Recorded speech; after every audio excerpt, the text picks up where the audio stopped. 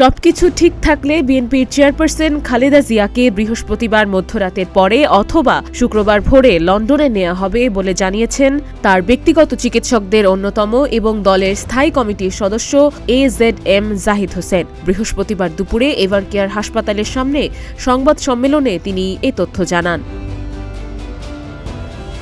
এ সময় তিনি বলেন, সবকিছু ঠিক থাকলে কাতারের পাঠানো এয়ার অ্যাম্বুলেন্সের মাধ্যমে বৃহস্পতিবার মধ্যরাতের পরে বা শুক্রবার ভোরে খালেদা জিয়াকে লন্ডনে নেওয়া হবে। বিশেষজ্ঞ চিকিৎসকদের পরামর্শ অনুসারে তাকে লন্ডনে নেওয়ার সিদ্ধান্ত হয়েছে।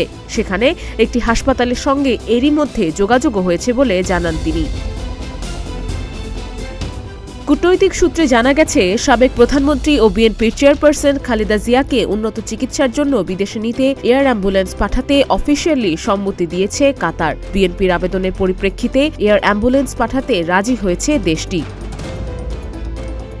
অন্যদিকে খালেদা জিয়ার চিকিৎসায় সহায়তা করার জন্য যুক্তরাজ্যের বিশেষজ্ঞ চিকিৎসক রিচার্ড বেলে এবং চীনা 4 জন বিশেষজ্ঞ চিকিৎসক বর্তমানে ঢাকায় অবস্থান করছেন।